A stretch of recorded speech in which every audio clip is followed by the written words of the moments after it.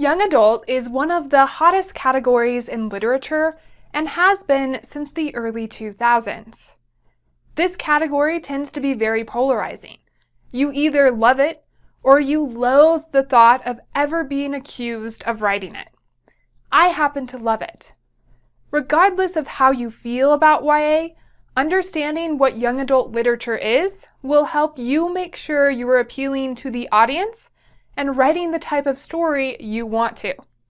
So, today I want to talk about what makes a novel young adult.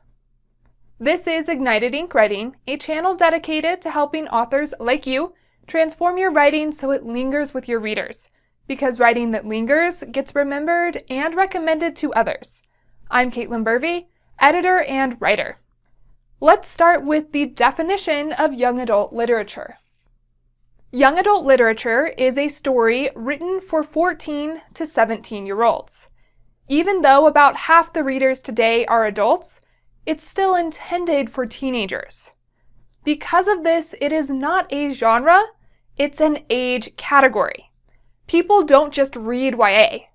They read YA fantasy, or YA contemporary, or YA romance. If someone says they like to read young adult, they rarely mean they like to read any type of young adult novel. That just means they like to read books written for teenagers in the genre they enjoy. So that's the technical definition of young adult literature. It's as simple as that. I will note that most kids, teenagers included, read up. That means a 14-year-old does not want to read about a 12-year-old. This is why most YA protagonists are about 17. Next, I want to share why it's not about age, it's about the teenage perspective. The most important component of any young adult novel is the teenage perspective. It's not enough to say your character is 17, they need to feel 17. That means they think and act like teenagers.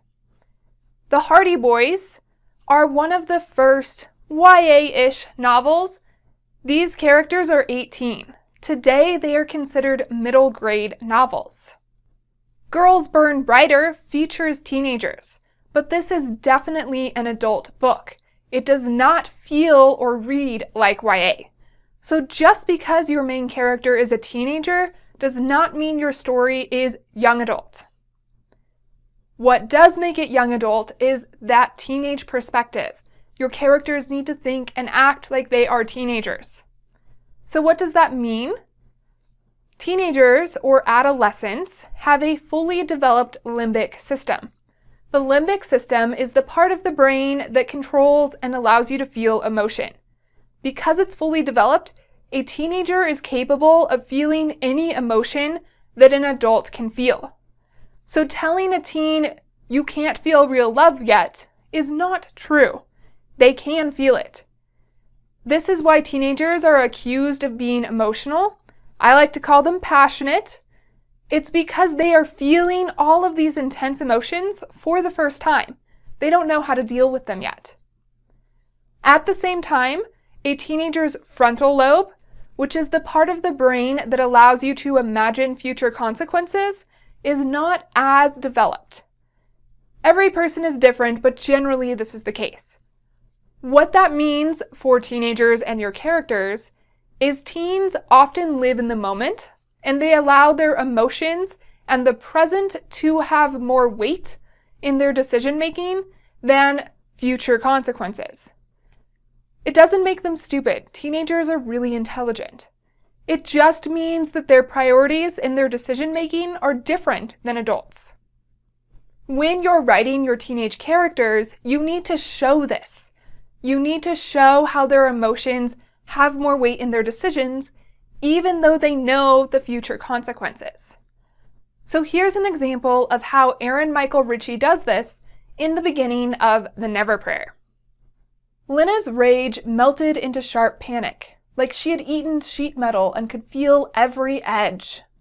Pulling the truck off the highway, she crunched onto a wide patch of gravel next to the Copper Mountain ski area. The cop drove up behind her, sirens wheeling madly in the dimming light. Bad enough to be stopped for speeding, but her purse was full of drugs. Lena didn't know what kind because she never looked and didn't care. Wind rocked the truck, and she felt the stone inside her heart crumble to dust, broken by the weight of the past months. A chill had gotten into her, and despite the heat, she was shivering. She couldn't do another day. She was going to hand him the red purse. She was going to throw gasoline on the fires burning in her life and then watch the flames devour it all. She'd get locked up, Josie thrown in foster care, and the darkness eating Aunt Mercedes would finish the job until she faded away. Swallowing made Lena feel like she would puke. Just one cop, highway patrol. He motioned for her to roll down the window. Her hands shook, but she did it. In this excerpt, we see Lena's thought process. We see what she's feeling as well. So we know that Lena knows what the consequences of handing over the drugs are. She is well aware of what will happen. But in the moment, she is feeling so overwhelmed that emotion is taking over her decision. She's choosing to give in to her emotion and her present needs instead of her future ones. That's how you show a teenager being smart and aware of the future consequences, but still giving in to the moment and maybe exhibiting some risky behavior. Now, biology is not the only thing that is affecting the teenage perspective and their decisions. The adolescent life stage itself is also playing a large role in that teenage perspective. When someone becomes a teenager, suddenly they are too old to do that anymore. What used to be done for them, they now have to do for themselves. Their role in society is changing, and so is their identity. That is confusing, hard to deal with, anxiety-inducing. So because their place in life is changing, they're feeling even more emotions. Take a moment and think about what it would be like if your life was changing as much as a teenager's is right now. It'd probably be pretty overwhelming. That's another reason why a teenager might be accused of being emotional. Because everything is changing, they are emotional. Most people would be in that situation. That's just a part of the adolescent life stage.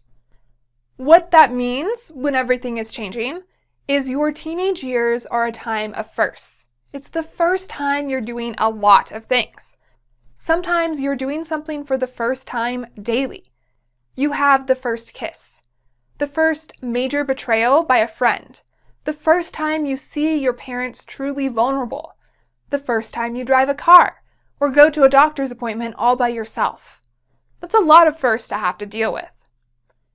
And because it's the first time, teenagers don't have past experience to draw on when deciding what they should do in certain situations. They also don't have the emotional baggage that adults might carry that's going to influence their decisions. So what they decide to do in that first is pure in a way. Here's an example of a teenage protagonist experiencing a first from Here Lies Daniel Tate by Kristen Terrell. "So," she said, "how's it going?" "Okay," I said. And then I just stared at her with no idea what to say next while she just smiled at me. This should have been easy. She was the one person I didn't have to be careful around, who I could just be myself with, because she'd never known Danny Tate. But being around her turned me into this empty, blank person. Someone dull and mute and fumbling. Was it just nerves? Was this what normal people felt when talking to a pretty girl they actually liked and didn't just want something from? In this excerpt, the main character is alone with a girl he truly likes for the first time in his life, and he's realizing he doesn't know what to do in this situation. Readers get to see and experience his mental freak out with him. That's a part of the teenage perspective. That's a way you can show your teenage perspective in your own writing. The teenage perspective is a piece of the tone of young adult literature. If you don't really sink into that, your book isn't going to feel YA. So if you're trying to write young adult, heighten that teenage perspective.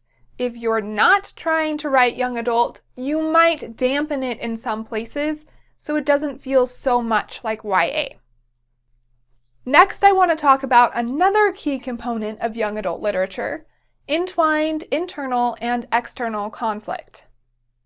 In young adult literature, you have internal and external conflict, just like you might have in adult literature. But in young adult, those two types of conflicts are twisted together, so they're directly influencing each other. In adult literature, you might have a murder mystery, where the main conflict is that external mystery the detective is trying to solve. At the same time, they might be dealing with an unrelated family drama. That's not how it works in YA. In YA, the internal and external conflicts are directly influencing each other for most of the book. For example, you might have a girl who has low self-esteem, an internal conflict, because she's being bullied at school. That's an external conflict. The two are directly impacting each other. Or, because a boy feels insecure, he has that internal conflict, he starts fights with other people. He causes an external conflict. So, in YA, those two different types are really interconnected. The scene with Lena and the police officer shows this. Because she's having the internal conflict about the drugs and her exhaustion, she's thinking about causing that external conflict with the police and the law. In YA, these two conflicts are not just happening simultaneously, they are mixed together. And that's one way that YA is really different from adult literature and middle grade. Middle grade tends to focus on one type of conflict or another at a time, whereas in young adult literature, they're happening together. So if you want to write young adult, think about this. What are the two major internal and external conflicts in your story? How might they be related and influencing each other? Next, I want to share an editor's thoughts on young adult literature. There are many components of young adult literature. These are just two that really define the genre. YA should also be fast-paced. It should also cover themes related to coming of age, should have strong character voices, and many other components of writing. I can't go into all of that in one video. It takes an entire class. I happen to teach young adult literature in person and online. There's a lot involved. However, the conflict and the teenage perspective are two pieces that can really make or break a young adult novel. So remember, it's not enough to say your character is a teenager if you want to write YA. They have to feel like a teenager. That means they have to think and act like one, and they need to be experiencing conflicts that teenagers would face that are interconnected, just like all aspects of a teenager's life. What does young adult mean to you? Share your thoughts in the comments below. And for more videos on young adult literature and other categories in literature, subscribe to Ignited Ink Writing, a channel dedicated to helping authors like you transform your writing so it lingers with your readers, because writing that lingers gets remembered and recommended to others. I'm Caitlin Burvey, editor and writer. To find out more about me, go to www.ignitedinkwriting.com. There you will also find a young adult worksheet that will help you make your novel YA if you want to. And now it's your turn to infuse your story with the teenage perspective and make sure your internal and external conflicts are intertwined to ignite your ink.